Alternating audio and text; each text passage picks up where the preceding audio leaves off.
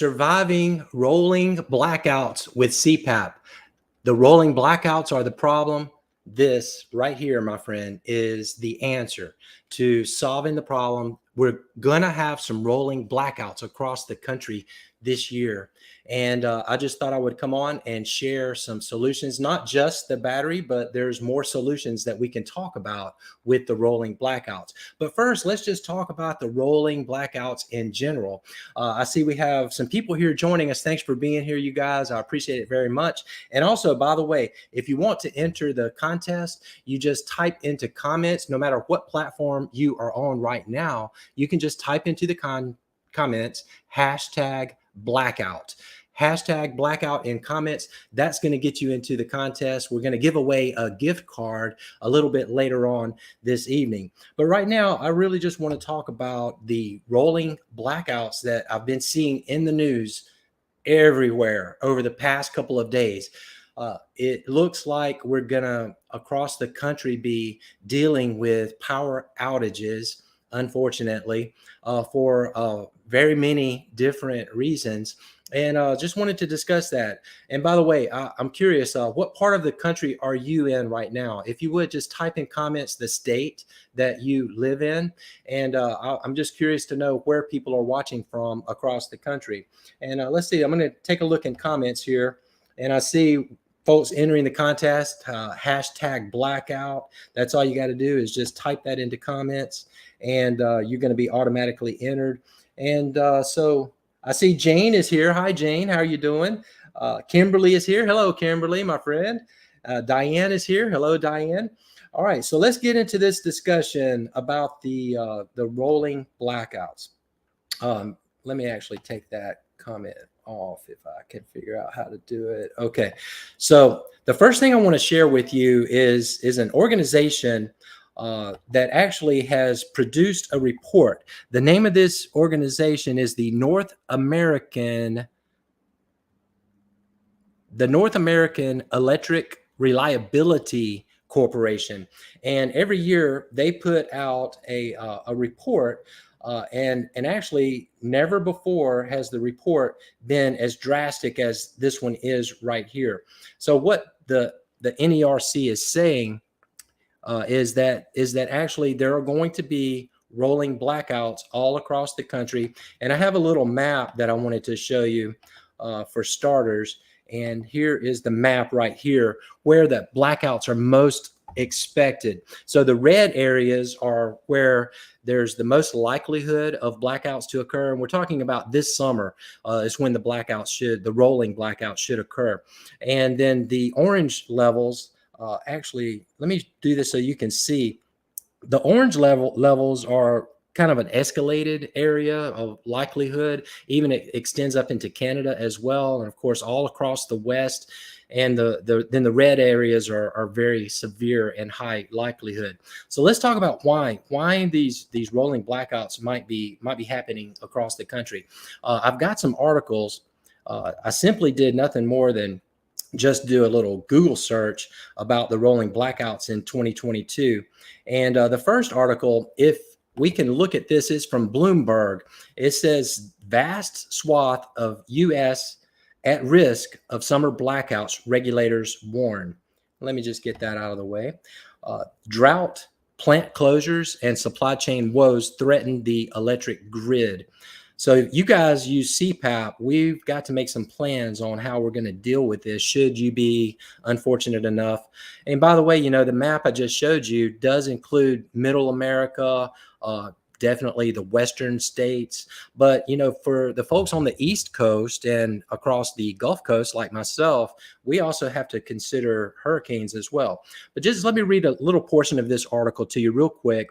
A vast swath of North America, from the Great Lakes to the West Coast, is at risk of blackouts this summer as heat, drought, shuttered power plants, and supply chain woes strain the electric grid. Power supplies in much of the U.S. and part of Canada will be stretched, with demand growing again after 2 years of pandemic disruptions, according to an annual report. It's among the most dire assessments yet from the North American Electric Reliability Corporation, also known as just the NAERC. It's a regulatory body that oversees grid stability. It's pretty sobering. It's a pretty sobering report, and it's clear the risks are spreading. John Mora, the director of the Reliability Assessment Performance Analysis, said in his press briefing. I certainly do think it's our most cautionary tale here.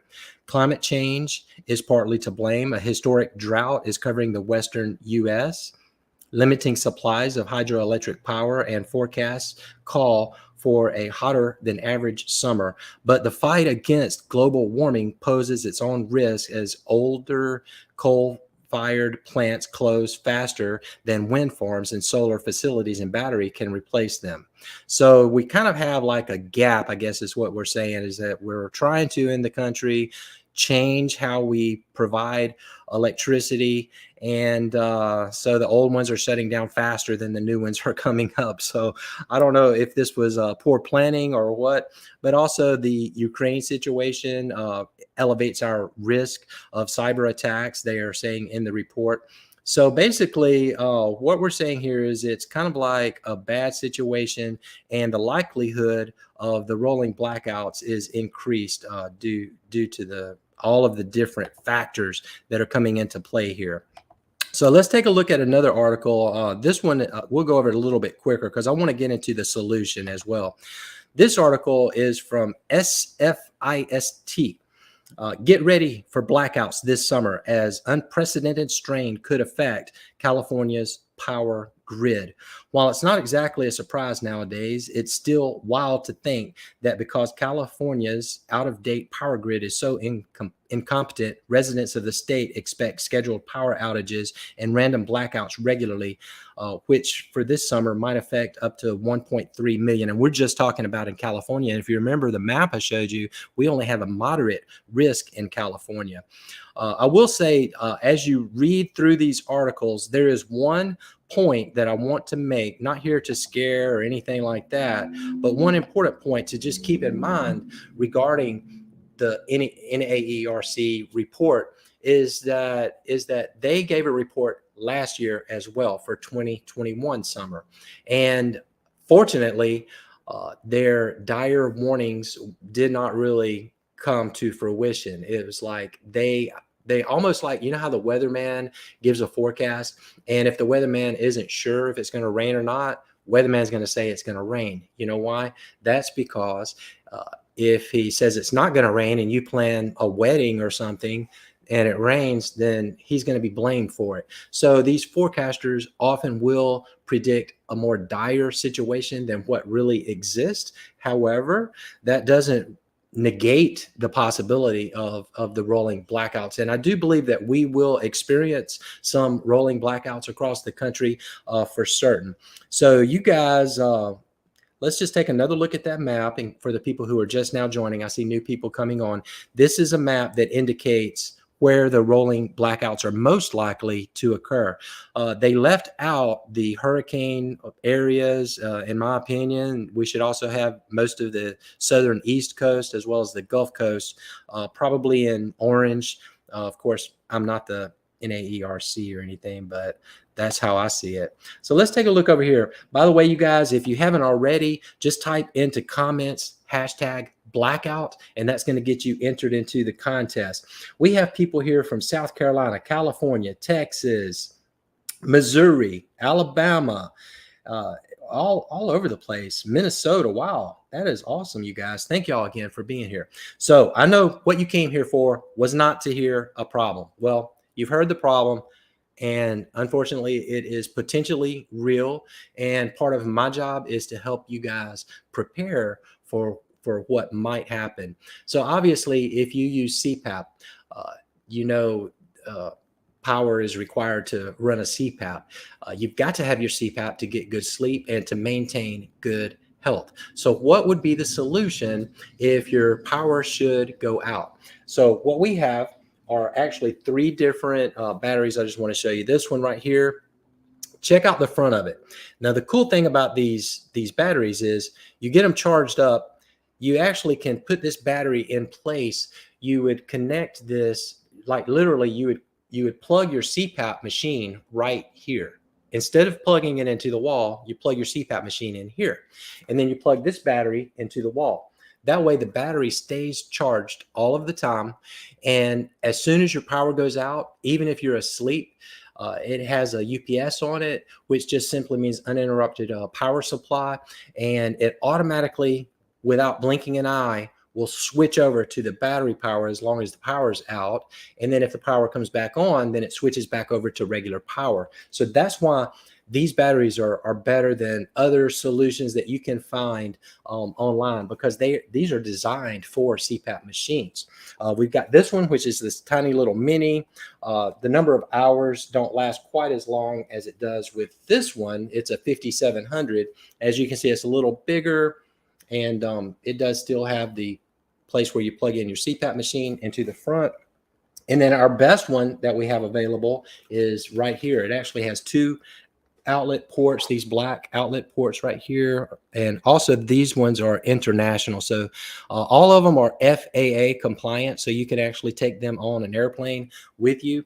As a matter of fact, if you're traveling a long distance on a plane, you could use your CPAP while traveling. You carry your CPAP, carry your battery, use your CPAP, sleep, get some good sleep. Now, all of these batteries, a couple of important things to know about them is, one, is that they are FAA compliant. They're designed for CPAP machines. They have a UPS, which is an uninterrupted power supply system. And also the most important part of it, what if the power outage is a long-term power outage, like after hurricanes? You know, sometimes after a hurricane, or if these rolling blackouts become something big, then the power outage could last for days and days and weeks, or hopefully not any more than that, but who knows, right? All of these batteries can be recharged with a solar panel that we do have available as well. You just lay out the solar panel. It takes about 6 hours of sunlight to fully charge each of these batteries. Super easy. So literally with no power for a very long time, you can keep your CPAP machine going. And that's what I'm here for. I'm here to try to help you find ways to keep that CPAP machine going. We do have payment plans available on our website as well. So when you are purchasing one of these batteries, you just click that you want the payment plan. It lets you make 4 separate payments, each 2 weeks apart. And so if the solar batteries are out of your budget, out of the possibility, and you anticipate the possibility of a long-term power outage, I do have 2 more solutions I want to share with you. One is free and one is far less expensive. Which one do you want first? You want the free one first, or do you want the far less expensive one first? Let's see. Idaho. Wow. Missouri, Idaho. We never have power issues in Idaho. That's good. Maybe I should move to Idaho. We were just hit by a tornado a few weeks ago. I'm in South Alabama, and we never get tornadoes here, and so it's kind of shocking. It was a weak tornado, thankfully, but it was still a tornado. All right, so let's go ahead and do the free one first. If your power's out and you're needing to use your CPAP, there's only really 1 or 2 things to do. Stay awake until the power comes back on. But I don't know if you know this, but it is helpful to actually sleep in a recliner in a slightly elevated position. If you're not able to use your CPAP due to power issues, then you can sleep in a recliner, lean back a little bit, and get a little bit of sleep. You're probably still going to have some apneas and hypopneas, but not as severe. If you were lying on your back or on your side, they would be more severe just due to gravity, strictly to gravity. So that's a free one. The other one is stay awake. And then I have one other solution right here. I don't know if any of you guys have ever heard of EPAP. EPAP. Of course, you know CPAP. CPAP is continuous positive airway pressure. With CPAP, you get actually pressure with IPAP and EPAP. So I and E simply stand for inspiratory and expiratory, inhale and exhale. So EPAP is expiratory positive airway pressure. I can't talk. And that's what this little unit right here can do for you. It does not connect to a CPAP machine at all. It's just like little nasal pillows. with a device right here that maintains a little bit of exhale pressure. Because most of the time when one has an apnea, it's at the end of your exhale. It's when all of the pressure leaves out of your airway, like you're not using CPAP, all the pressure leaves out and the airway closes off. Well, with a little bit of expiratory positive airway pressure, the airway can potentially stay open. So even if you didn't have power, as a matter of fact, I'm going to go ahead and put this on. It's got some adjustment straps on the top. It's nasal pillows. It comes with all three sizes, small, medium, and large. And I'm going to show you how this little deal works. By the way, you don't need a prescription with this either. And by the way, I'm not recommending this in place of CPAP by no means. I'm recommending this as an emergency situation. If you happen to not have power, or if your machine is broke and you have no way to get another one. So possibly the two solutions together: sleep in a recliner and use your EPAP mask. So for you guys who are mouth breathers, you're already seeing, hey, there's a little bit of a problem here. If my mouth comes open, then there can be no expiratory pressure. All the pressure would go right out of your mouth, right? Well, you can also get a chin strap or tape your mouth shut. Either way, definitely got to do something about that if you're breathing through your mouth. But there's also a dial on the front of this where you can actually adjust the amount of expiratory pressure. And it's very comfortable. It's kind of cool. I mean, there's no hose or anything. So I'm just going to breathe on this just for a minute, close to the mic so you can hear.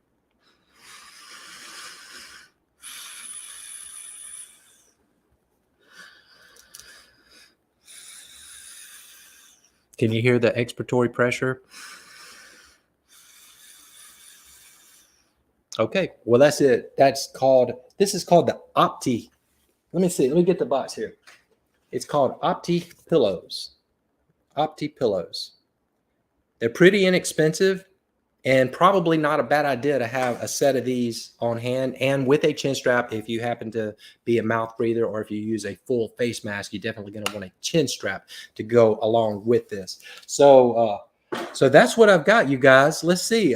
If you haven't already done it, you guys, please type into comments hashtag blackout, no spaces, hashtag blackout, and you're going to be into the contest. So let's see if we can get the contest up here.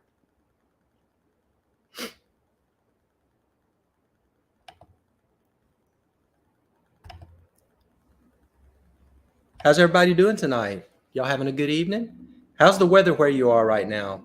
I've been watching the weather like a hawk since we had that tornado, and I didn't like that at all. Not a bit.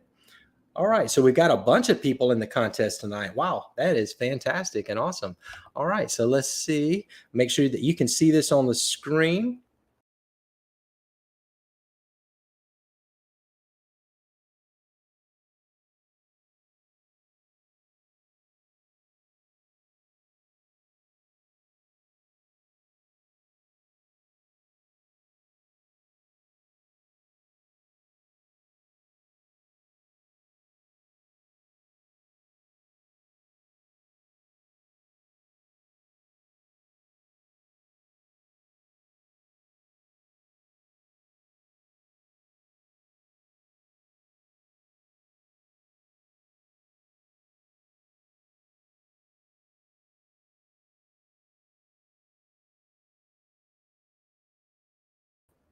Contact us through Facebook or through YouTube, or go to the website, AffinityHM.com. Scroll to the very bottom. You'll see our email address, which is admin@AffinityHM.com. And just let me know that you're the contest winner, and I will vet you and make sure that you are who you say you are, and get you a gift card out. All right, so fantastic. All right, so let me take a look at some of these comments, see if anybody's got a question. Rolling back here a little bit. California. Wow. Deanne Roberts. Welcome, Deanne. Thanks for coming to the show. We really appreciate it very much. Kimberly in Missouri. Jane in South Carolina. And Minnesota. Nancy Howell. Welcome. Welcome to the show, Nancy. Kimberly says, got my backup battery charged and hooked up, ready to go. Fantastic. Yes. I think that everyone should have a backup battery if at all possible. Jane says, I installed a whole house generator several years ago. That is remarkable. And again, I mean, if you can afford to do that, then that is even better than a CPAP battery. Absolutely. So let's see. What part of Missouri, Nancy? Never had power issues in Idaho. That's good. And let's see, Karen Hawkinson Kust says it's hot, hot, hot. The weather there, yes. You know, it's May, it's middle May right now. And yesterday, our weather report showed it was the hottest that it's ever been in the evening on a May day in South Alabama. And it was indeed very, very hot. Okay. All right. I had wanted it for years and finally just went for it. Okay. I think I'm missing out on a conversation here. All right, you guys. Well, that is everything I have. Let me just show you this battery one more time. This is the 5500. It's the best one. It can recharge using a solar panel that comes in a nice little case so it unfolds and everything. It's super simple to operate. All of these batteries are going to have an on-off feature for the AC output, a little switch, which is right here. That's a little switch. I don't know if you can see that, but they're super simple. And by the way, did you notice that this one has the little USB so you can recharge your phone with that? And you can plug in other things. After Hurricane Sally, I actually used mine to power a couple of fans, recharge my phone, ran a TV a little bit. So they're capable of doing some really, really good work. Also, with a CPAP battery, keep in mind that a big part of the power that your CPAP is using is from the heated humidifier and the heated hose. So get you a standard hose.